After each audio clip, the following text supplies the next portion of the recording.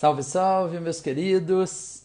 Tá chegando a hora da nossa Masterclass. Amanhã, nesse horário, 20h30, a gente vai ter a nossa grande aula para a gente falar um pouco sobre o foco na causa.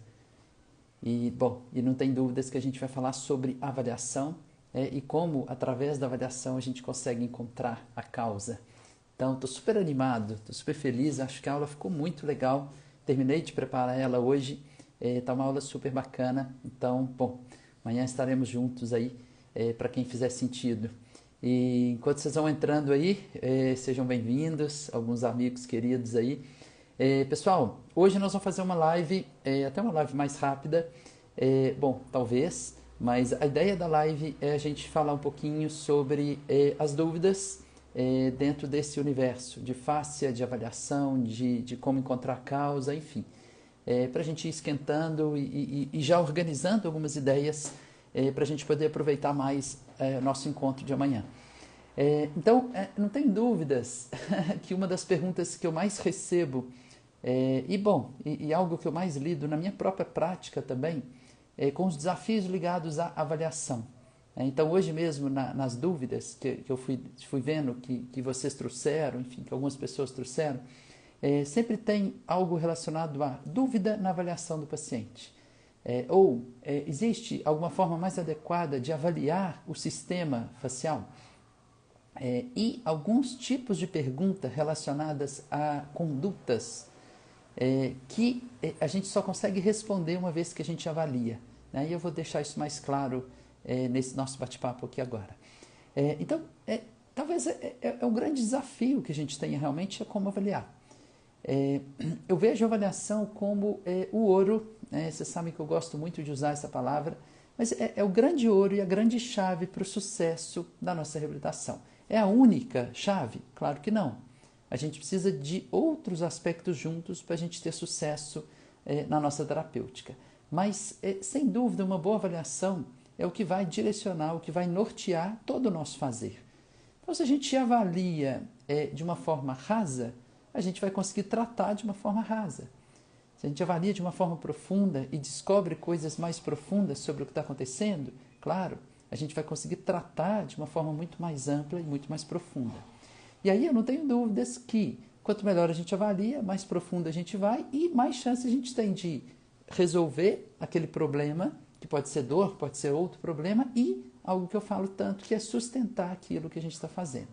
Então o desafio da avaliação sempre esse. É como a gente pode compreender o que está acontecendo e como a gente pode compreender o que está por trás como origem do que está acontecendo agora. E como o que está por trás, interagiu com outros aspectos para produzir o desfecho que é o que a gente vê hoje. Então, realmente é um grande desafio a gente responder a essas perguntas. Mas quanto melhor a gente responde, mais coisas boas a gente vai poder fazer para o nosso paciente, sem nenhuma dúvida. Então, existe uma forma adequada de avaliar? Sim, eu costumo dizer que existem caminhos para se avaliar. E é caminhos no plural, porque não existe um caminho único. Eu gosto sempre de trazer a ideia de que para avaliar e para avaliar bem, a gente vai usar mapas ou modelos de avaliação. Todo modelo é uma simplificação de algo mais complexo, que a gente cria ou que a gente usa no sentido de nos ajudar a navegar naquele território tão complexo como o organismo vivo. Então, a gente vai usar um mapa ou mais de um mapa para percorrer essa jornada ou esse percurso para que a gente possa avaliar. Então, existe aí talvez uma pergunta de desdobramento dessa primeira. Existe um mapa que é melhor do que o outro? Ou existe um único mapa que é o melhor de todos? Na minha visão, não. Na minha visão, existem mapas que se complementam. Porque se cada mapa é uma simplificação, ele consegue olhar para uma parte desse todo. E aí cada mapa que olha para uma parte, e a gente vai usando mais de um mapa, a gente pode complementar essas informações no sentido de compreender um pouco mais desse todo. Então, talvez aí tenha algo interessante para nós. Então, para mim, quanto mais a gente dominar mapas e puder usar, melhor. Então, vários que me conhecem aqui sabem que eu uso vários mapas de avaliação. né? E, bom, eu acabei de sistematizar um que ficou muito interessante. Amanhã eu mostro um pouquinho para vocês na Masterclass, mas eu mostro um pouquinho esse mapa e como ele funciona.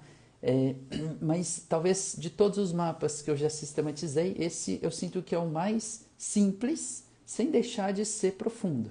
Porque sempre tem esse desafio também. Se a gente simplifica demais, vira simplório. E aí é simples demais e não consegue realmente captar toda essa complexidade desse todo.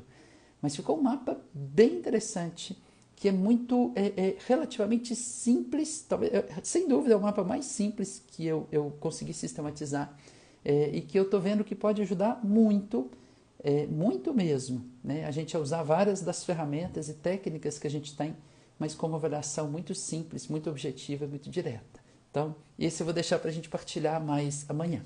Tá? Mas ainda dentro desse contexto da avaliação, uma das perguntas que eu recebi hoje se refere, na verdade, ela é específica, mas vocês vão ver que ela se refere a várias dores e várias perguntas que a gente se faz em vários momentos do dia a dia. Mas a pergunta se refere a dor tipo yoga butt, que é uma dor na região posterior, na região glútea, ligada à prática do yoga. E a pergunta é se o recoil pode ajudar. O recoil é uma técnica, né, em que a gente usa o princípio do recoil ou do recolhimento. Então, eu gosto dessa pergunta para exemplificar o que eu vou falar aqui agora. Dor é dor, é uma manifestação. A gente não trata a partir exatamente da dor. Embora compreender os mecanismos de dor, os mecanismos neurofisiológicos da dor, nos ajuda sim a direcionar no nosso processo de avaliação e terapêutica. Então, se eu sei que é uma dor nociceptiva, neuropática, nociplástica, o caminho, a direção para onde eu vou vai ser um pouco diferente. Então, sim, eu vou reconhecer a dor, eu vou compreender a dor e isso vai me direcionar. Agora, eu trato a dor, não é exatamente o que a gente trata, embora a gente pode usar técnicas para reduzir a dor. Por exemplo, se eu uso uma TENS, né, uma corrente elétrica, né, a TENS, ela tem um efeito para ajudar na redução da dor. O próprio toque, ele tem uma das dimensões do toque que é analgésica, ou seja, eu vou tocar e eu vou ajudar na redução da dor. Mas o que eu quero trazer aqui é que a gente não trata a dor lombar, a dor no ombro, ou qualquer tipo de dor, a dor no bumbum, enfim, qualquer dessas coisas. O que a gente quer é compreender o que está por trás daquela dor. E aí, uma vez que eu compreendo o que está acontecendo especificamente com aquela pessoa que está por trás daquela dor, aí sim eu posso escolher técnicas adequadas com objetivos adequados. Então, por exemplo, se eu percebo que tem um espasmo de algum músculo e esse espasmo está relacionado a essa percepção de dor, sim, eu posso usar uma técnica como alongamento, como energia muscular, como liberação miofascial, ou mesmo em algum contexto recoil, para me ajudar a soltar aquela tensão, uma tensão facial, uma tensão muscular, e aí sim. Então eu estou usando a técnica para melhorar algo que eu observo que pode estar por trás da dor que essa pessoa percebe e sente. Percebe? Aí sim a gente tem um raciocínio que é mais coerente com a complexidade de um sistema como o sistema vivo, que é quem somos nós. E aí, só para fechar um pouco essa fala inicial ligada à avaliação, talvez uma pergunta seja, Cris, mas, cara, eu preciso avaliar considerando a complexidade do sistema? E aí, a minha resposta é muito simples nesse sentido, que é, cara, o organismo que a gente está lidando é um organismo vivo e organismos vivos são complexos. Então, se eu quero entender um organismo vivo, o que eu preciso fazer? Preciso considerar a complexidade desse organismo. Então, o que a gente tem, e aí dentro de um histórico, de uma visão médica recente, né, só como visão, como paradigma, que é uma visão mais reducionista, em que se busca encontrar relações mais diretas, lineares, de uma causa e efeito, enfim. E o que a gente vê em relação à saúde é uma deterioração dessa saúde. Por quê? Porque o modelo reducionista ele não serve para uma coisa tão complexa como o organismo vivo, em especial se tratando de condições crônicas ou de processos de adoecimento. O que a gente tem e que a gente vê constantemente são processos. cada um de nós que está aqui, a gente está nesse exato momento num processo de saúde ou adoecimento. Né, em alguns aspectos, um adoecimento vai acontecendo também, né, ou num processos de saúde. Né, e esses processos estão acontecendo. Algumas pessoas, né, mais, menos, enfim, em uma direção ou outra. Tá? E aí o que a gente quer como, né, nessa avaliação como terapeuta, enfim, como profissionais, a gente quer entender esse processo. Fala assim, deixa eu entender o que está acontecendo com essa pessoa e para qual direção esse processo vai. Então, uma paciente que eu gosto muito, na primeira consulta dela, ela chegou para mim e falou assim, eu cansei de procurar a doença, agora eu quero rastrear ou procurar a saúde. E eu falei assim, uau, isso é de uma profundidade muito grande, porque todos nós, ou a maioria de nós como terapeutas, a gente acostuma a procurar a doença, a dor, a disfunção, o que está errado no sistema. Rastrear a saúde é de uma profundidade que poucos de nós conseguimos compreender realmente. Tá? Então, e aí, por exemplo, só dando uma dica aí para os terapeutas manuais, enfim, uma das formas que eu vejo da gente rastrear a saúde é perceber aspectos do corpo que revelam a vitalidade, a potência desse corpo. Então, por exemplo, uma das coisas é quando a gente avalia, por exemplo, o movimento respiratório primário de uma pessoa, ali avaliando o movimento respiratório primário, a gente pode perceber um pouco dessa saúde do sistema. Então, é como se ali eu estivesse avaliando a saúde, a vitalidade, a força vital daquele sistema. Percebe? Então, isso, aí tem algo bem interessante. Então, eu não fico só procurando as disfunções. É claro que, sim, eu também vou procurar as disfunções que estão fazendo o que com esse sistema? Disfunções que estão atrapalhando a manifestação dessa força vital, dessa saúde. Mas aí a gente começa a brincar de rastrear os dois, e não apenas rastrear a doença, a restrição, a disfunção. Então, bom, tem uma profundidade aí. Tá? Mas enfim, a gente vai falar mais de avaliação e claro, de formas bem objetivas de como a gente pode então conseguir rastrear essas duas coisas, encontrar a disfunção, mas rastrear a saúde e ver como apoiar essa saúde realmente. Tá? Só para fechar, mais o último aspecto em relação a isso, muitas vezes a gente usa marcadores ou a gente usa parâmetros para avaliar um sistema, para saber como esse sistema está. E na medicina, de forma geral, muitas vezes se usa parâmetros que são pouco sensíveis. O que significa isso? Eles são pouco sensíveis, significa que o organismo tem que adoecer muito para poder mostrar, através desses parâmetros pouco sensíveis, aquela alteração. Então, se a gente começa em processos de avaliação a encontrar formas através das quais a gente usa parâmetros que são mais sensíveis, eu começo a perceber uma alteração no sistema antes de uma doença acontecer. E aí sim, eu começo a poder trabalhar com algo que a gente fala tanto na saúde há tantos anos, embora não é nossa cultura como brasileiros, né, enfim, ocidentais de forma geral, talvez no Oriente é um pouco mais, mas que a gente pode começar a falar realmente de prevenção. Porque prevenção é eu perceber um processo quando ele está em andamento e eu poder agir nesse processo. Mas para isso, eu preciso de formas de avaliar em que eu percebo que tem algo alterado nesse sistema quando esse sistema começa a ficar alterado e não quando ele já está doente. Então, esse é algo muito interessante. Né? Uma das literaturas que eu estudei, falando sobre fáscia, falando sobre as restrições de fáscia, a gente tem as duas principais restrições de fáscia, talvez sejam fibrose e densificação.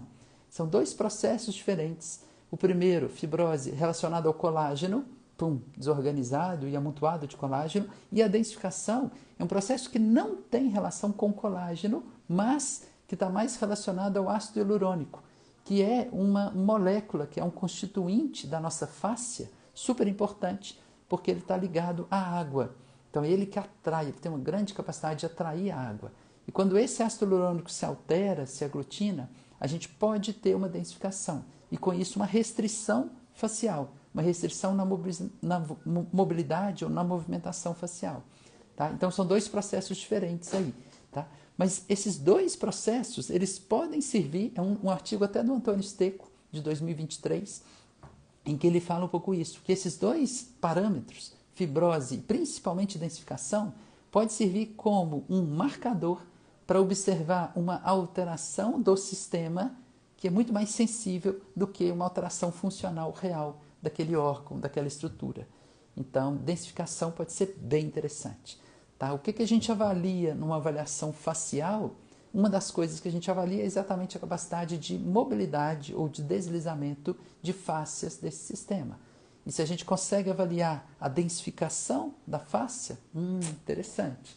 Uma densificação, especialmente uma densificação que está se mantendo. Então esse é um outro parâmetro interessante, porque veja bem, eu chego hoje e avalio uma pessoa, eu observo algo acontecendo no sistema dela. Bacana, observei e percebi que tem algo acontecendo no sistema dela. Aí eu percebo isso, estou vendo se melhora aqui o áudio. Eu percebo que tem algo acontecendo no sistema dela, ok.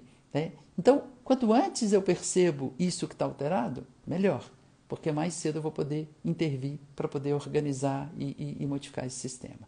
Então, vai passar muito por aí. Tá? Muito bem, ok? Então, bom, alguns pontos bem interessantes aí para a gente começar. Tá? Deixa eu seguir com alguns pontos aqui que eu acho que são interessantes, a partir das dúvidas também que eu fui recebendo. A face plantar dói? Bom, primeiro vou aproveitar a pergunta e eu vou expandir para uma outra pergunta. A fáscia dói? E aí, bom, a partir disso, fascite plantar, que é uma fáscia clássica, a fáscia plantar, e a gente tem uma condição que é popularmente chamada de fascite plantar. Tá? A gente tem até discussão se é uma fasciite, uma fasciose, enfim, ou nenhum dos dois. É só uma dor que refere para a fáscia plantar, ok? Mas vamos nessa. A fáscia dói? Sim, a fáscia dói. E por que ela dói? Porque ela está cheia de nociceptores. O que são nociceptores? São receptores que têm a capacidade de conduzir um estímulo nociceptivo, que pode, consequentemente, ser percebido como dor. Então está cheio de nociceptores, que são terminações nervosas livres, são receptores de alto limiar, que quando esse tecido ele recebe um estímulo, seja ele um estímulo mecânico ou um estímulo químico, de intensidade mais alta, como esse receptor é um receptor de limiar mais alto, ele acaba sendo ativado. Então eu tenho ativação de um nociceptor e aí eu tenho um processo que vai acontecer nesse corpo. Tá? Esse processo segue um tanto de caminho, não dá para a gente decifrar todo ele agora. Mas o que eu quero dizer é que lá na periferia, esse nociceptor capta essa informação e leva essa informação para a medula. Quando chega na medula, essa informação pode subir até os centros superiores. Vai passar pelo tálamo e depois chega nos centros de percepção nas áreas corticais. Tá? Então, tem um caminho que esses estímulos vão seguir. Tá? Nocicepção podendo virar dor. Então, a face é cheia de nociceptor. Consequentemente, ela pode doer. Ponto. Tá? O que os estudos mostram é que a face tem muito mais nociceptor do que músculo, por exemplo. Então, a face pode doer mais do que o músculo. Sim, a face pode doer mais que o músculo. E a característica da dor da face é diferente da dor do músculo. Então, é uma forma que a gente tem também de diferenciar se o problema está mais na fáscia ou ele está mais no músculo. Tá? Mas sim, a fáscia pode doer e a fáscia é uma importante fonte de dor. Tá? E, aproveitando que a gente estava falando de densificação e fibrose, e o que vários estudos já mostram é que alteração na mobilidade da fáscia, ou seja, diminuição do deslizamento entre camadas de fáscia, está relacionada a condições de dor. Então, diminui a mobilidade, eu tenho mais dor. Né? E aí, alguns estudos mostram que, se eu vou lá e trato, eu consigo melhorar a mobilidade e diminuir a dor. Então, parece existir uma relação já bem estabelecida entre esses aspectos. Ok? Muito bom. Então, a fáscia dói. E aí, bom, aí a gente volta. Fascite plantar. A fascite plantar, eu vou pôr 3 cenários aqui. Um eu posso ter uma inflamação da face plantar. Tá? Então, eu tenho ali a própria face, eu tenho mediadores inflamatórios presentes ali. Tá? E aí eu tenho, então, um estímulo químico inflamatório contribuindo para estimular esses nociceptores e gerar uma percepção de dor. Tá? Estímulo químico, isso é uma dor clássica, nociceptiva, química, inflamatória. Tá? Então, isso é uma fascite plantar. Por outro lado, eu posso ter uma estimulação de nociceptores na fáscia sem a presença de inflamação. Ou seja, não tem mediadores inflamatórios, mas tem a estimulação de nociceptores que gera uma dor que é nociceptiva, mas que não é de origem química inflamatória, é uma outra origem. Pode, por exemplo, ser de origem mecânica. Eu tenho uma sobrecarga mecânica sobre aquela fáscia. Essa sobrecarga mecânica pode estimular mecanoceptores de alto limiar, que são nociceptores, que geram, então, né, que podem gerar a percepção de dor. Né? Ou mesmo, eu posso ter um estímulo químico não inflamatório. Então, por exemplo, de uma alteração vascular, de uma isquemia, enfim. E aí eu tenho também 3 mecanismos diferentes para uma dor que é nociceptiva, que vem da fáscia. Ok? Tá. Acontece que essa fáscia, ela pode manifestar dor, mesmo que a origem da dor não esteja nela. E aí começa a ficar bem interessante, bem mais complexo a nossa avaliação. Porque aí cai no que a gente começou a falar lá no início. Opa, né, tem uma dor que é na planta do pé, mas a origem dessa dor pode estar, por exemplo, no ligamento inguinal. Puta, é mesmo? É mesmo. Pode estar lá na região inguinal, por alguma razão.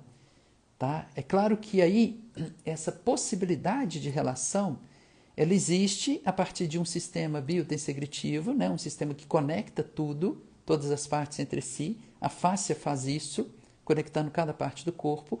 E essa definição, essa sugestão de qual lugar do corpo a gente vai para encontrar o problema, ela vai passar muito por pelo mapa que a gente está usando de avaliação, que é o que a gente falou lá no início.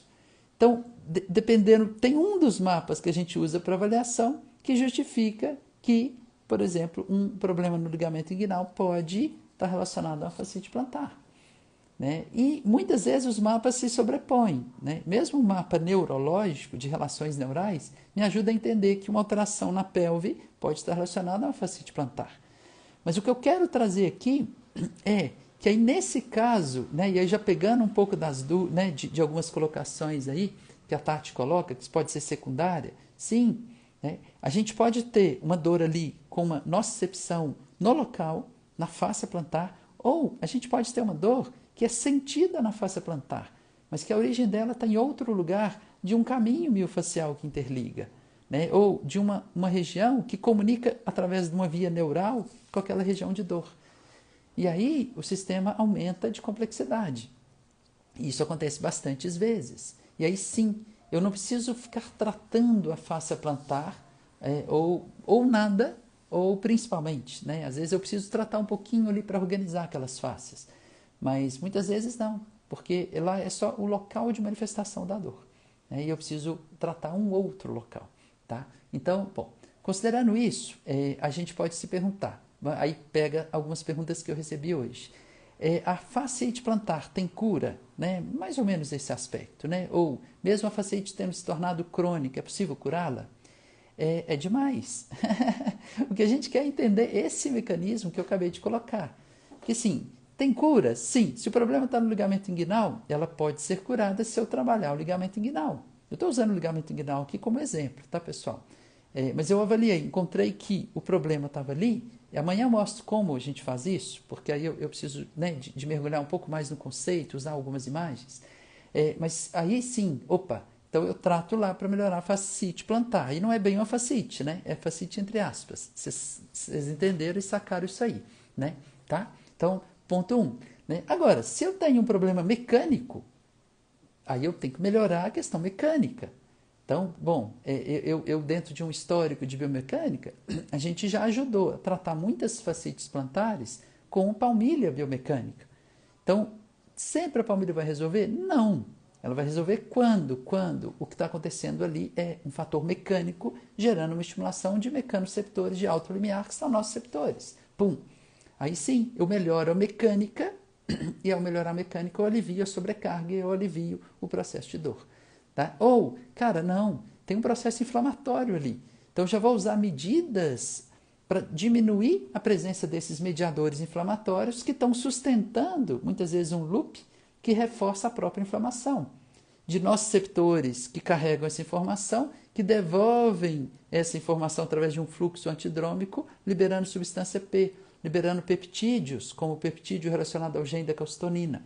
E aí eu começo a ter uma inflamação neurogênica ali, a partir de um estímulo inicial que não era neurogênico, mas aquele processo se perpetua.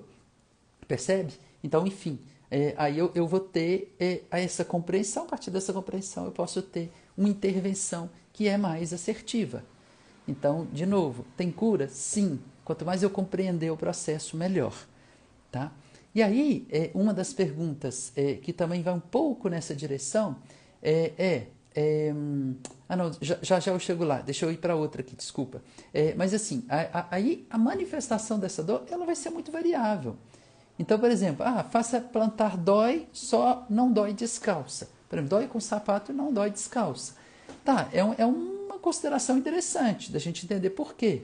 Né? Pode ser que os calçados estejam inadequados, pode ser que os calçados estejam macios demais, pode ser que a biomecânica fique melhor descalço do que com esses calçados, enfim, né? Aí tem que se avaliar.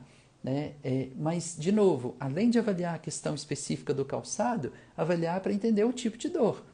Porque aí, às vezes, o estar descalço favorece uma organização melhor do sistema e da manifestação daquela dor, mas que não está nem exatamente na face plantar, mas está lá em cima em algum outro lugar. Pum. Tá?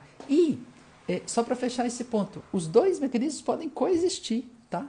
Eu posso ter uma questão local e uma questão à distância, o que eu vejo muito acontecer. Então, existe, por exemplo, mediadores inflamatórios na fáscia, mas existe também uma região distante que está influenciando e contribuindo para a dor na fáscia. E aí, o que eu vou fazer? Vou tratar os dois. E aí eu tenho muito mais chance de reorganizar aquele sistema e aquele tecido. Tá? Ok? Boa, boa. Então, seguimos mais um pouco aqui. Deixa eu seguir mais um pouco e aí eu vou pegar alguns pontos interessantes aqui. Mônica, eu acabei de pegar a sua dúvida, eu já vou pegar ela aqui agora. Aguenta aí. Só porque uma das dúvidas que eu respondi hoje, que eu recebi hoje, pergunta sobre a relação com as emoções. Então, assim, qual que é a relação emoção, fáscia e doença? É claro que aqui a gente precisaria de muito tempo para explorar profundamente essas relações, mas vamos lá, vamos trazer algumas contribuições, é um assunto que eu amo, vários de vocês sabem disso.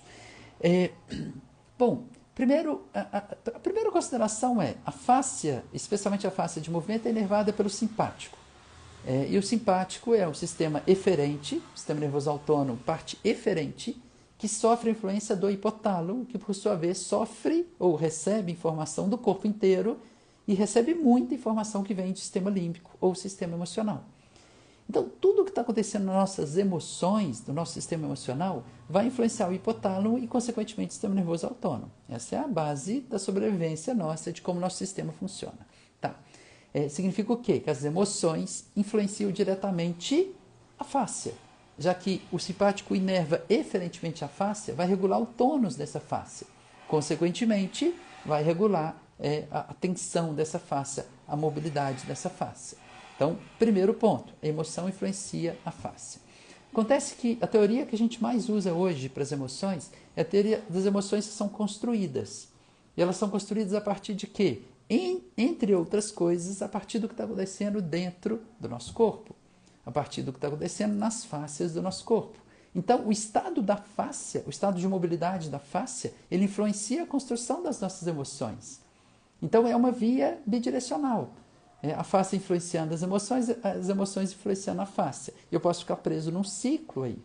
Tanto que estudos hoje mostram que a liberação miofascial ajuda a tratar fibromialgia, com resultados bem interessantes, inclusive sendo uma revisão sistemática, com meta-análise mostrando isso.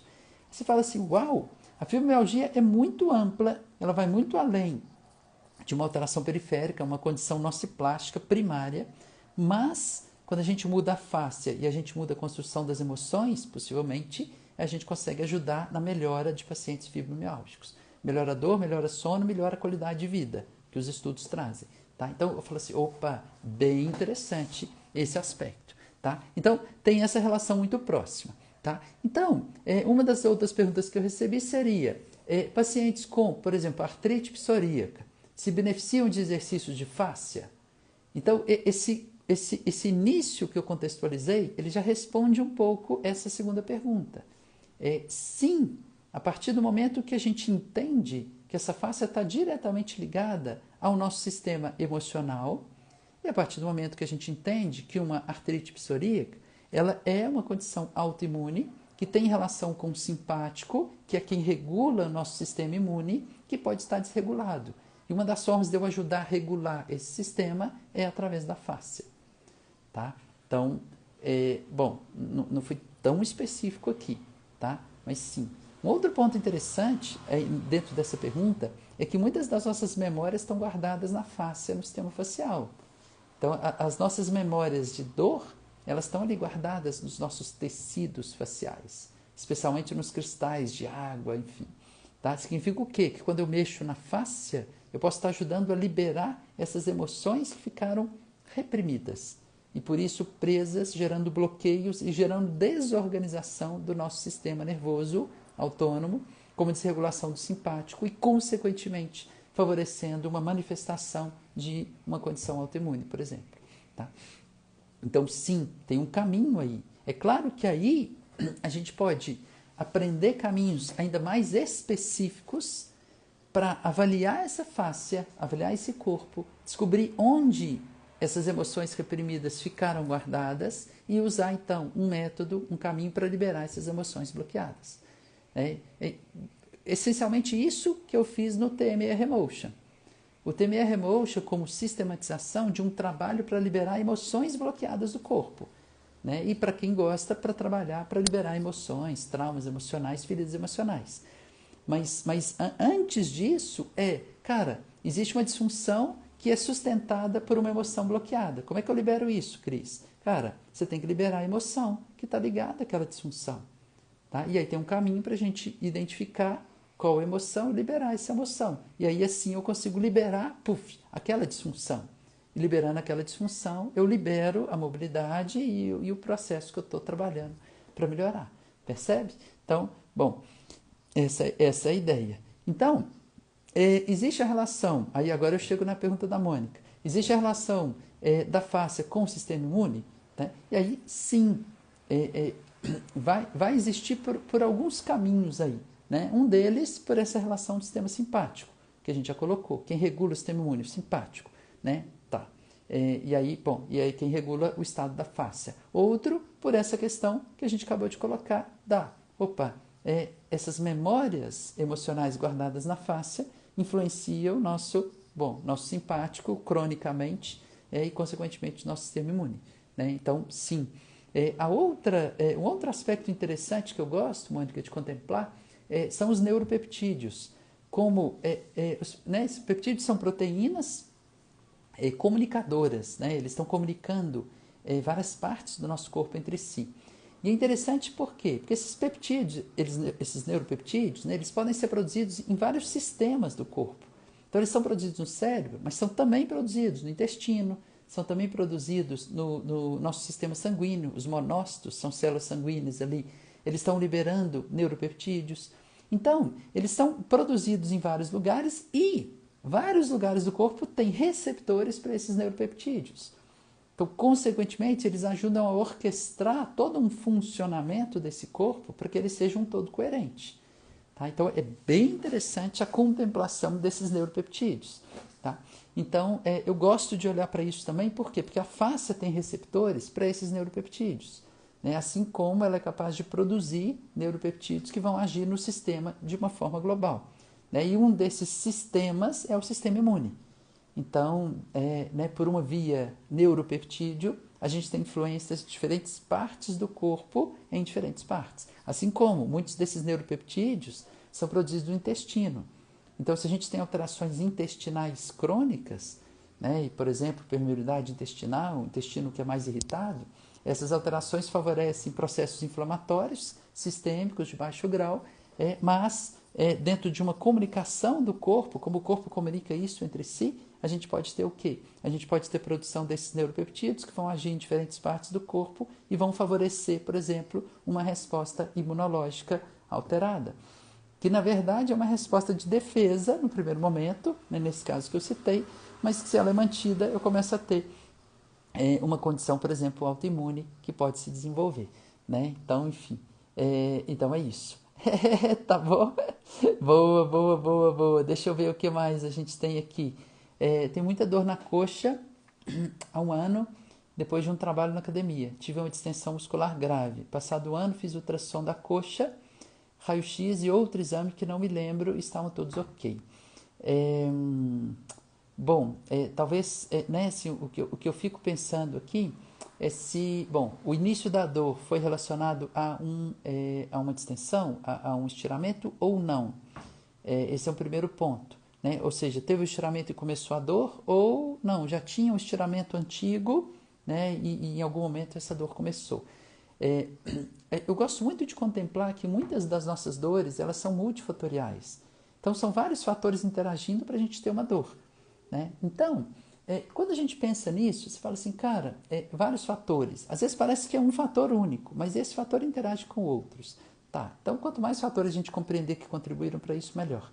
Tá? Um dos fatores, sem dúvida, né, pelo que você descreve aí, é a própria distensão muscular.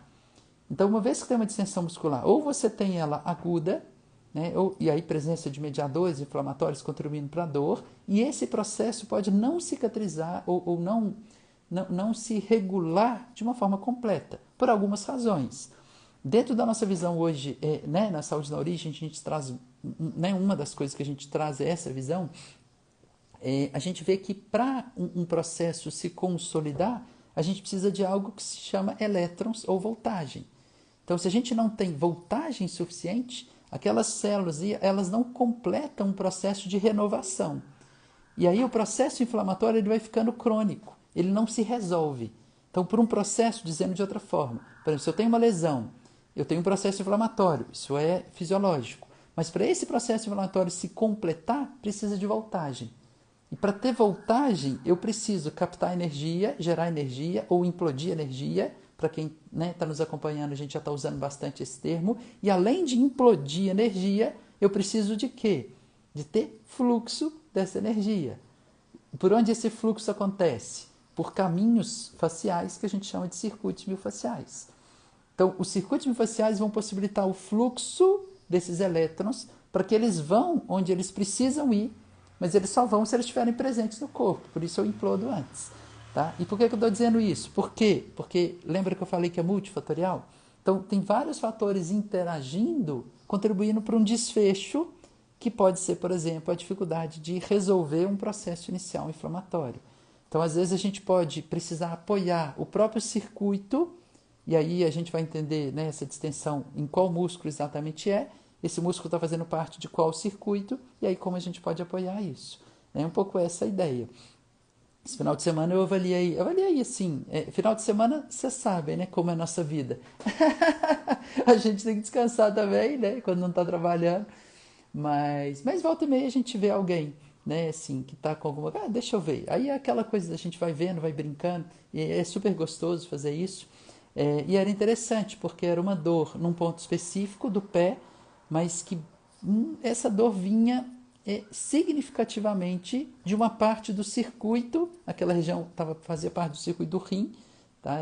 Era bem no navicular ali, então é bem circuito do rim mesmo, né? O circuito do rim passa por ali através do tibial posterior que insere ali, tá? E depois vai para a face plantar. Então era uma dor que era face plantar, mas o local fundamental era o navicular. E aí melhorava muito no rim e no caminho, psoas, ligamento inguinal, essas regiões que fazem parte do circuito. Então o que a gente precisava fazer para melhorar lá embaixo? Apoiar o caminho do circuito, dar energia para esse circuito. Tá? Então, enfim, depois eu falo mais disso, mas é um pouco essa nossa concepção. Né? E sim, né, quando a gente pensa no tendão de Aquiles, o tendão de Aquiles ele também é parte desse caminho miofascial. Né? Alguns estudos mostram de uma forma muito, muito clara a continuidade do epimísio ou da face epimisal com o paratendão, que envolve o tendão de Aquiles. Então são faces que vão se continuando ali, né? O que é bastante óbvio, mas enfim, mas estudos histológicos que mostram isso.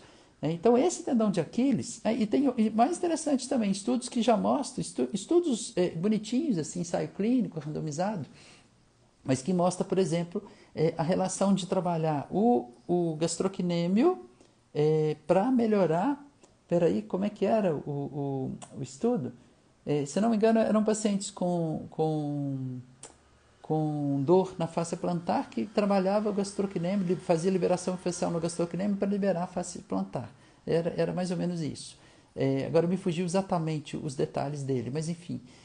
Mas mostrando um pouco essa ideia dessa continuação facial, esse é o ponto que eu quero destacar, mas a ideia dessa continuação facial favorecendo a manifestação em algum lugar ao longo dessa continuação, ao longo desse caminho, ao longo desse circuito miofascial.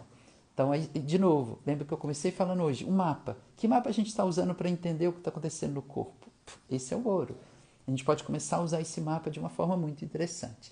Eu estou vendo, eu vejo alguns aí, vários aí eu conheço, né, alguns eu não conheço tanto, mas algumas pessoas que eu conheço, por exemplo, que eu sei que trabalham num contexto de movimento, num contexto do esporte, Bernardo mesmo está aí, e vários outros aí. Amanhã eu vou trazer uma ideia muito interessante nesse contexto. Né? De novo, o que eu vejo é que quanto mais simples o modelo de avaliação, mais aplicável, mais rápido, mais direto ele é para a gente usar. Né? E aí é isso, a gente ter modelos simples é muito bom. E se a gente tem também modelos complexos, a gente tem os dois. Aí é o ouro, é um casamento perfeito. Mas sim. Mas aí voltando ao ponto, isso pode ser relacionado ao tendão de Aquiles? Exatamente, ele é muito parecido com a face plantar nesse caso. Né? Tem uma cadeia ligada a ele, tem um circuito ligado a ele, que a gente pode avaliar todas as partes, além da própria questão local ali. Né? Pode ser uma paratendinite, pode ser uma tendinose, pode ser uma sobrecarga mecânica, pode ter um processo inflamatório. Muito do que eu falei da face plantar vale para a tendinopatia de Aquiles. Tá? É claro que aí a gente vai ter umas especificidades também, que é como apoiar esse tendão de Aquiles. Né? E aí a gente tem como fazer coisas para o tendão de Aquiles diferentes do que a gente faz para a face plantar. Né? Tá? Então, sim, poderia ser na fáscia, sim, né? Continuando essa questão da lesão muscular que não cicatriza, pode ser da fáscia, pode ser da própria fibrose pós-cicatrização, pode ter uma interferência, toda lesão gera uma cicatrização, toda cicatriz pode ser um campo interferente. Esse campo interferente pode interferir no corpo por uma via biotessegretiva, por uma via neural, por uma via fluídica. Mas então, assim, pode ser que tenha aquele local, continue gerando uma interferência no corpo e ela está ali presente. Então, eu preciso trabalhar ela para ela diminuir essa interferência, esse tanto que ele está interferindo para o corpo se organizar. Tá? A fasciose, a fasciose seria um termo proposto para se referir a um processo degenerativo da face plantar e não inflamatório. Por isso, ao invés de fascite, que seria a inflamação da face, uma fasciose, uma degeneração da face. Assim como se usa o termo tendinose, para se referir a uma degeneração do tendão. Tá?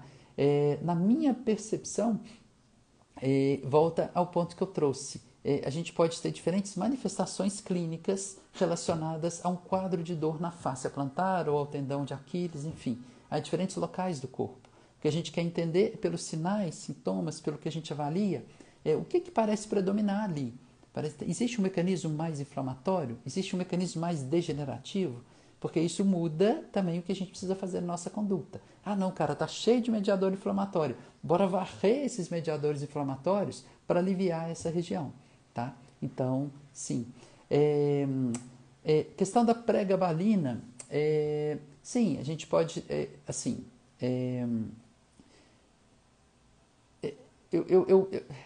bom, vamos lá, deixa eu pegar a pergunta. Fascite, então, tomar pregabalina para melhorar se as emoções alteram. Sim,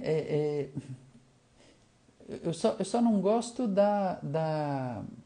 só não gosto de ir direto para esse lugar, né? Sim.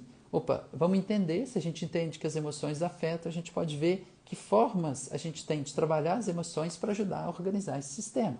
E se, né, uma das formas necessárias, a partir de uma boa avaliação clínica, sugere que a pregabalina pode ser, sim, a gente pode fazer isso. Isso vale para dores neuropáticas também, que respondem bem à pregabalina. Mas, de novo, mas não é porque tem dor neuropática que a gente vai cogitar entrar com isso de cara. A gente vai entender se realmente é necessário dentro de uma avaliação mais completa, mais global, de como entender tudo isso. Né? Dani, como fazer um autotratamento? Então, autotratamento é o ouro.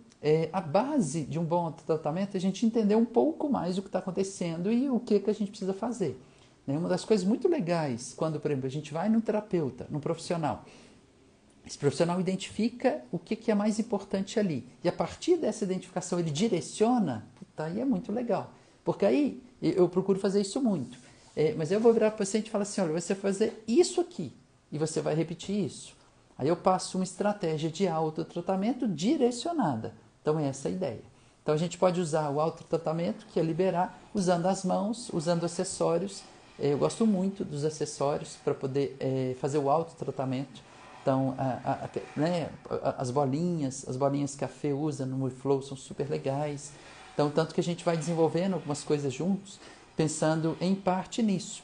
Né? E eu sou fã do autotratamento no sentido de gerar autonomia. Acho que isso é muito, muito importante e é muito chave em vários processos terapêuticos que a gente vai ter. E por quê? Porque a gente consegue sustentar o estímulo ali. Tá? A Márcia, né? Já trabalhei com a face, algumas pessoas quando trabalhei na cicatriz se emocionou lembrando do acidente que trouxe a cicatriz. Isso. Então a memória que estava ali na cicatriz, né? Mexeu e aí desperta essa memória, enfim. E aí é maravilhoso porque a gente está liberando uma emoção ligada àquela restrição. Quanto mais emoção fica presa numa cicatriz, mais essa cicatriz é um campo interferente. Então, algo importante, muitas vezes, no trabalho com cicatrizes, é liberar a emoção relacionada a essa cicatriz. Puta, isso ajuda enormemente muitas coisas. Né? A live vai ficar gravada. Carol, novo tudo isso? Sim. Meu trabalho com a linguagem do corpo e senti aqui muita sinergia. Ah, que bom, que bom. Sim. Acho que você vai curtir. Pessoal, a Masterclass também está muito massa. Assim, assim, se vocês estão aqui, vale muito, porque está muito legal. Está muito direta, muito objetiva, e aí eu consigo, claro, organizar um pouquinho mais algumas ideias no sentido desse lugar de encontrar a causa. Então, pode fazer sentido, né? E aí, esse novo, eu estou falando isso no contexto do que a Carol trouxe, do novo, porque aí vai ficando menos novo, né? Você fala, poxa, entendi mais isso faz sentido, tem uma sinergia, enfim, e a gente tem um caminho que a gente pode ir percorrendo aí. Mas legal, gostei do seu alô aí. Pé plano e pé cavo é estrutura do pé, que pode estar relacionado ou não a alterações do movimento, que podem estar relacionados ou não a uma sobrecarga das estruturas do pé, por exemplo, fáscia plantar. Então, em princípio, pé plano e cavo, assim, é uma informação, mas ela sozinha não quer dizer nada. Mas é uma informação. Opa, tá ali, olha para aquilo, interage com outras informações e vê se aquilo é importante ou não. Tá? Mas é a estrutura, a gente está mais interessado em movimento e mais ainda em como esse movimento interage com o resto do corpo. Tá? Sim. Sim, com relação àquela lesão muscular, né? Teve um estiramento. Sim, então, possivelmente esse estiramento não foi ainda consolidado. É possível fazer um trabalho, por exemplo, na própria face, na própria cicatriz, para melhorar essa condição. Tem canelite crônica, 2 anos, começou com a corrida, mesmo fazendo de tudo e todo tratamento ela não cura. E vem acompanhada de dor na panturrilha e tornozelos. Uau! Bom, de novo, quando a gente não está melhorando, fazendo o que a gente está fazendo, eu gosto sempre de me perguntar, será que a gente avaliou todas as possibilidades? E aí a gente pode ver se está faltando ainda algo que ainda não foi visto e ao não ser visto, esse processo ainda não melhorou. Tá? Então, esse é um ponto. A canelite pode ser medial ou anterior, né? Se for uma canelite medial, tibial posterior, tá aí. É uma das condições que eu mais vejo relação com pronação excessiva, e especialmente pronação rápida. Né? Isso vem lá dos tempos de biomecânica, mas até hoje eu vejo isso. Vejo uma relação importante. Né? Além disso, a canelite, aí, de novo, a depender, eu não sei aí se é anterior ou medial, mas a canelite medial, especialmente, ela está muito ligada a todo um circuito, que é o circuito baço pâncreas, estômago, então pega parte pra caramba do corpo.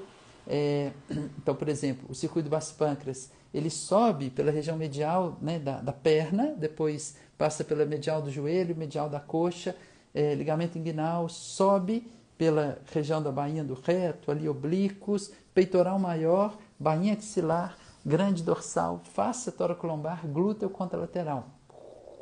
Né? Além de várias outras estruturas não musculoesqueléticas ligadas a esse circuito. Então, assim, só estou colocando isso como uma possibilidade de investigação que talvez ainda não tenha sido vista. E aí isso pode ajudar a encontrar, por exemplo, uma alteração em alguma outra região que não está deixando essa canelite, né, essa periostite melhorar. Tá? Então, é o que eu posso dizer aí. Eu estou com fascite há 2 meses. Pois é, aí, fascite há 2 meses. É agudo, não é crônico ainda, né? Já não é agudão, mas enfim, ainda não é crônico. Tá. Entra ou não com corticoide? Depende daquilo que eu falei lá antes. Tem muito mediador inflamatório? Sim, corticoide. Não é muito inflamatório, é outro lugar, percebe? Então, se o corticoide melhora, mas não resolve, faz a gente imaginar que pode ter outros aspectos aí presentes, tá? Então, de novo, a avaliação é a chave, foco na causa. E aí, quando a gente descobre a causa, a gente pode tratar de uma forma mais assertiva, mais resolutiva e mais sustentável, tá?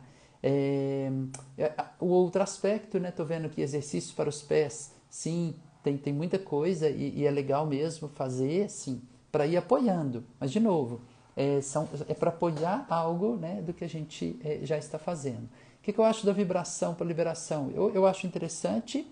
Eu confesso que eu não uso a vibração, então eu não me aprofundei na vibração, mas pelo que eu já vi, tem um sentido sim de ser, e sim, é descrito, alguns autores interessantes, internacionais, descrevem e usam a vibração como parte de um estímulo, né, para poder ajudar a fáscia. É muito interessante, a gente fala de liberação miofascial, mas o nome modulação facial pode ser mais interessante ainda, no sentido de como a gente pode modular. E a gente está dando um estímulo, vibração, que pode ajudar nessa modulação da fáscia. Então, sim, eu acho interessante. Navicular Drop Test, sim, é isso aí, esse é um teste para o navicular. Eu estou rindo aqui, não é da pergunta, tá, querido? É só porque tem muitos anos, eu fiz até um estudo de confiabilidade do navicular drop test com o George, que a gente era sócio e amigo, enfim, e a gente fez um estudinho e tem uma super boa confiabilidade, então é um teste bem interessante, navicular drop test, para avaliar um pouco essa questão da mobilidade do pé, né? Mas vamos lembrar que essa questão da mobilidade é um fator que pode estar relacionado a uma sobrecarga, mas que interage com outros fatores, com outros sistemas e sistemas que vão além do biomecânico. Tá? Então, é um pouco isso. A gente pode trazer outros aspectos. Mas mesmo dentro da biomecânica, pensando na fáscia como um elo biotensegritivo, com outras partes do corpo que também podem estar relacionadas. Né? Isso. A dor no quadríceps, a lesão muscular no quadríceps, está ligado ao círculo do estômago, tá? Então, é toda uma cadeia anterior. Assim, desce aqui, ó, e vai descer aqui tudo. Ó. Passa pelo joelho e vai até lá na região anterior do pé. Então, tem uma conexão, é um caminho bem interessante de investigar, porque ele pode estar relacionado. Né? Ondas de choque para fascite, às vezes sim, resultados interessantes, a depender também da compreensão, né, do que está rolando. As questões de ATM nesse contexto, uau, cara, ATM é muito multifatorial, e sim, tem questões de fáscia ligadas à ATM que são importantes. Né? Então, a ATM, ela, né, pensando, a gente tem masseter, a gente tem temporal, a gente tem um primeiro início de continuação aqui interessante.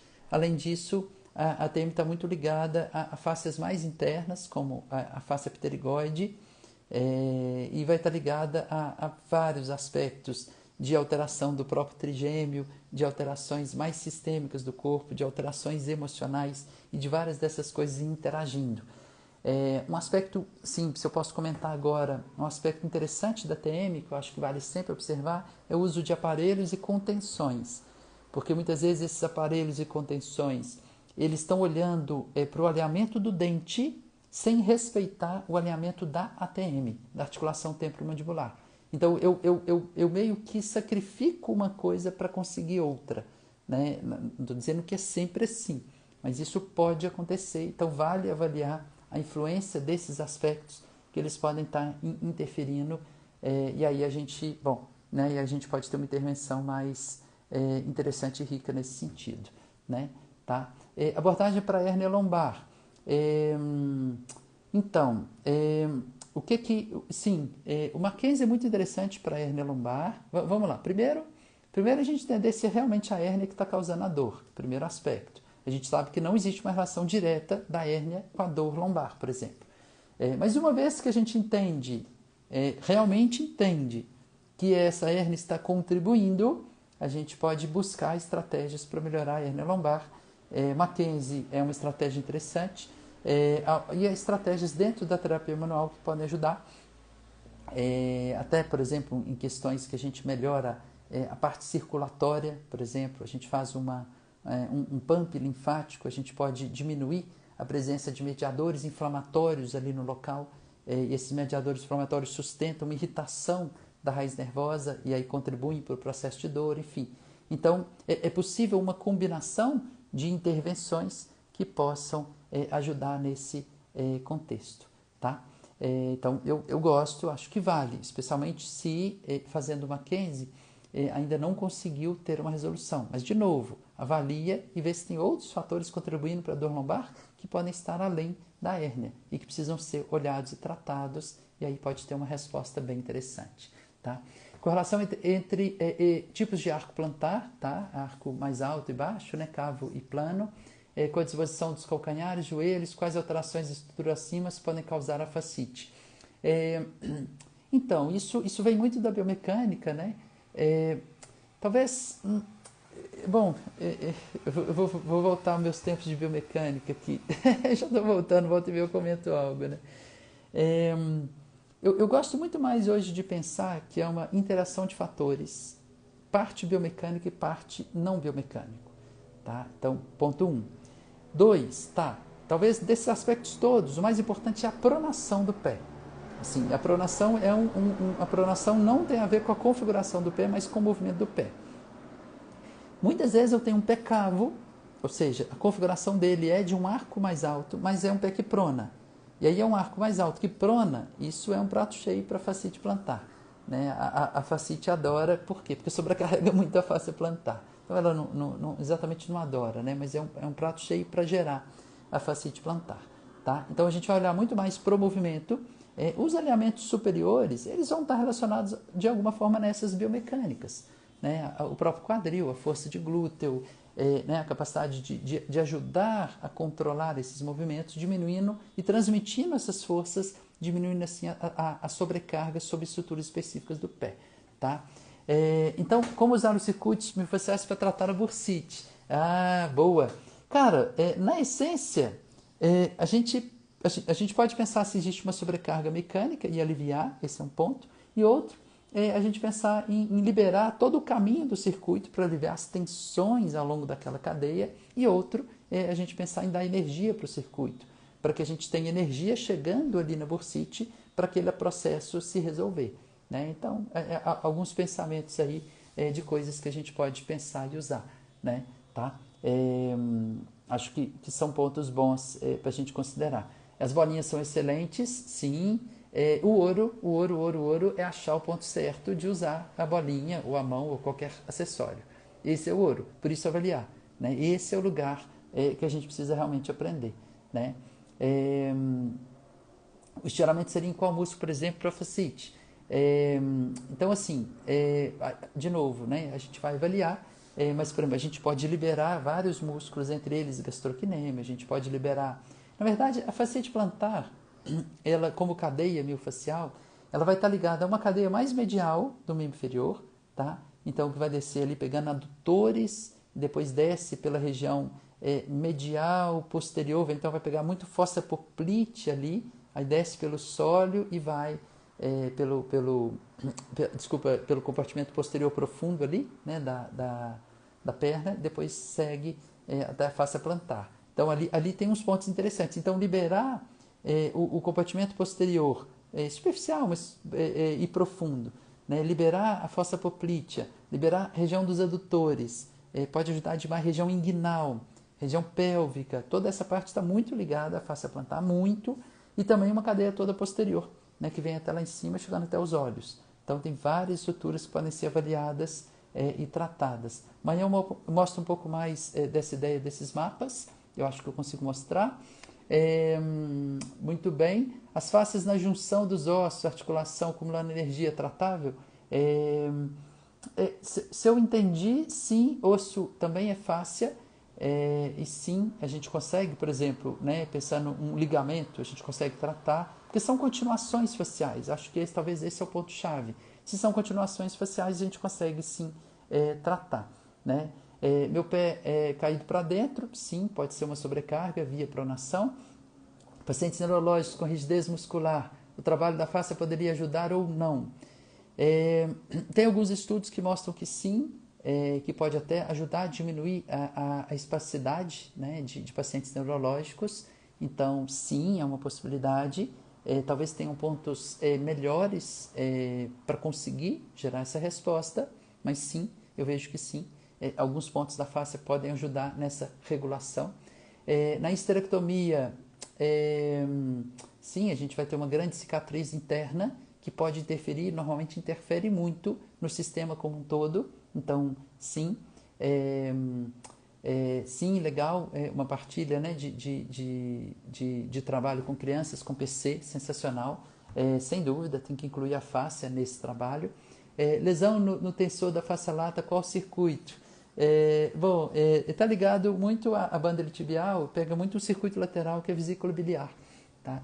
Então, que está inclusive ligado à TM, por exemplo, enfim, que vai até lá em cima, na temporal, masseter, enfim. Né? Muito fascinante, eu também acho incrível. Eu amo isso, né? A live está gravada, tá, pessoal? Muito bem, valeu, Carla. Boa noite, boa noite. Bom, eu vou pegar mais umas perguntas aqui, eu preciso ir fechando, meus queridos. Mas vamos lá, eu estou adorando o papo, adorando as perguntas, eu adoro pergunta. Você sabe que uma vez eu fui na Índia e aí eu encontrei um casal que estava indo subir umas montanhas. E aí eu perguntei onde eles iam, eles falaram, nós vamos encontrar um professor espiritual, lá, um mestre que vivia lá nos Himalaias. Aí eu falei, pô, que massa, me conta um pouco mais. Aí eles falaram, é muito interessante porque ele não dá nenhuma palestra, não dá nenhuma aula, ele só responde perguntas. Eu falei, puxa, que legal. Então, ele está lá, disponível, né? E as perguntas que chegam, ele vai respondendo. Né? Então, é a partir do que está dentro da pessoa, né? Da dúvida. Então, é muito interessante. Né? Muito bom. Mas vamos seguir aqui. Porque eu falando isso porque eu adoro dúvida. Adoro. Acho que é uma base muito, muito legal do nosso conhecimento, do nosso saber. A dor lombar central crônica, sem alterações de exame de imagem, paciente com hipotorácica, pode ter relação com a face diafragmática? Sim, pode ter a ver. Muitas vezes uma alteração de diafragma favorece dor lombar. Então, sim, é um ponto importante. Tenossinovite na mão tem uma complexidade, mas sim, eu gosto de olhar para os circuitos, gosto de olhar para a forma que está usando a mão. Acho que é interessante. Tem alguns circuitos bem interessantes aí, pulmão, intestino grosso, que podem estar relacionados. A fascioterapia é incrível para diminuição da espasticidade. Boa, obrigado a dor neuropática também. Nossa, pessoal, esse trabalho de fáscia, de liberação facial é sensacional em várias dores neuropáticas, tá? Dor neuropática pode ser uma combinação de aumentar espaço do nervo e dar movimento para o nervo, tá? Essa combinação. Se a gente fizer essas duas coisas, a gente ajuda demais nos nervos, tá? Como fica fácil em músculos encurtados? Não tem uma relação direta, tá? De músculo encurtado com uma diminuição de mobilidade de fáscia. Assim, são duas coisas diferentes que podem estar juntas, mas não necessariamente, tá? Então, um músculo encurtado não significa que a fáscia está restrita, né? Ou um músculo que parece encurtado pode ser de uma fáscia restrita. Então, assim, a fáscia não deixa o músculo ir. Então, não é um encurtamento muscular, mas uma rigidez, uma tensão, uma restrição facial. Tá? É bem interessante contemplar isso, porque aí a gente pode ajudar a regular. Lari, pacientes com hipermobilidade, né? Cara, paciente com hipermobilidade tem um desafio. De novo, vamos pensar que a gente não está querendo liberar para soltar a face, a gente está tentando regular. Então a gente vai, de novo, avaliar e procurar regular o que a gente perceber na nossa avaliação. Mas, sem dúvida, um paciente com hipermobilidade, a gente não quer ficar soltando demais. Então, a gente não está querendo liberar, soltar tudo. A gente está querendo regular o sistema. Então, mais ainda, o nosso pensamento é esse, tá? Mas é um ponto bom, né? E aí vai depender muito, né, de cada situação. Paciente com pronação excessiva, valgo dinâmico do joelho, pelve e antiversão, qual circuito, quais músculos trabalhar? O caminho biomecânico perfeito é esse mesmo, né? Aí a gente, com essa informação, não dá exatamente para a gente pensar no circuito, tá? Embora, porque assim, é como se a gente tivesse que escolher que relação ou com que lente a gente está olhando para uma relação do corpo, tá? Então, assim, eu estou olhando com uma lente biomecânica, por exemplo, de uma pronação levando uma rotação interna da tíbia, do fêmur e uma antiversão pélvica, e uma mudança. Então, esse é um caminho biomecânico. Outro essa pronação, ela vai ser transmitida, né?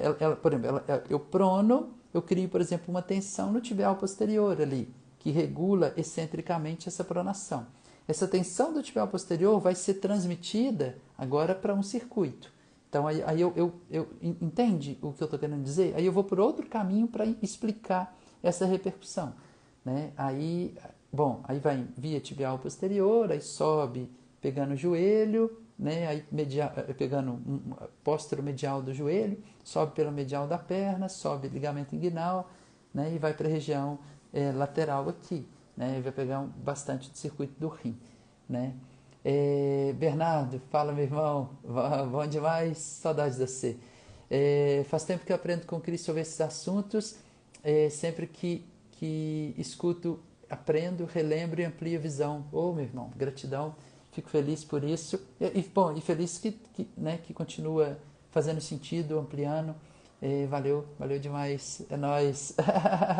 valeu pelos elogios aí, queridos. Obrigado. Relação do pepronato com os joelhos que vão para fora durante o agachamento. Cara, em princípio não é uma relação biomecânica. Podem ter aspectos ali. Assim, ele pode estar pronando e fazendo o joelho para fora, né? E, por exemplo, pode ser uma pessoa com joelho varo, né, que tem uma configuração em varo, mas tem um pé pronado, né? Então, enfim. Mas não é uma relação direta, né? A relação direta é de pronação com valgo, a relação biomecânica direta, né? Isso. Sempre tem uma pergunta que responde a nossa própria, né? Isso é muito legal mesmo, eu concordo. A gente vai vendo, responder as perguntas, você fala, nossa, às vezes responde uma que a gente já tem, às vezes uma que a gente nem tem, mas que seria uma que a gente teria. Então é muito legal, né? Isso, chega mais, André, chega mais. Boa, chega aí. É isso aí, queridos. Tem uns 3 meses que tenho dores no pé, na parte dos dedos. Pode ser fascite? Pode, mas vale avaliar melhor, né? Vale avaliar melhor. É possível que sejam outros fatores aí, né? No caso da dor lombar crônica, a gente tem que olhar um tanto de circuito, porque pode ser circuito de vaso pâncreas, pode ser circuito de intestino delgado, pode ser circuito de intestino grosso, pode ser circuito de bexiga, pode ser circuito de rim, tá? Então tem um tanto de circuito, a dor lombar é muito multifatorial, né? O joelho, um tanto de circuito passa por ele, vaso pâncreas, fígado, estômago, bexiga, rim. Então também, assim, só o joelho a gente tem que olhar para vários, né? Mas tem caminhos que a gente vai poder olhar isso de formas, né, mais assertivas, né? Tá? Obrigado, Fernanda, bem-vinda. Você falou que é nova aqui comigo. Legal, e outras pessoas também. Queridos, maravilha. Acho que então, deixa eu ver se eu posso ir fechando aqui. Gratidão. Mônica, obrigado, querida, pela sua presença. Obrigado pelo elogio também. Ouro demais. Realmente com amor, né? Então, desse lugar eu fico super feliz de estar aqui. Meus queridos, então eu vou fechar. Amanhã tem mais. Amanhã a gente se encontra às 8h30 Quem não fez inscrição ainda faz. Se alguém não fez inscrição na Masterclass de amanhã e quiser, coloca aí eu quero, porque já recebe um link direto para fazer. Vai ser uma aula pelo YouTube, tá? A transmissão. Então vocês podem participar, vai ser super legal, tá linda a aula. Né? Me viu no Belas, legal, tava lá, eu amo, um dos lugares favoritos meus em Belo Horizonte, eu adoro ir lá, né? Adoro ir lá. Meus queridos, beijo grande para vocês, uma alegria, um prazer estar aqui, e a gente se vê e continua seguindo essa jornada incrível aí, né? A próxima vez pode ir lá, viu, Marisa? Pode ir lá falar um oi, eu adoro, pode me dar um abraço. Viu? com muita alegria. Valeu, queridos. Um beijo grande para vocês e até mais. Obrigado pela presença e pelo carinho de vocês. Tchau.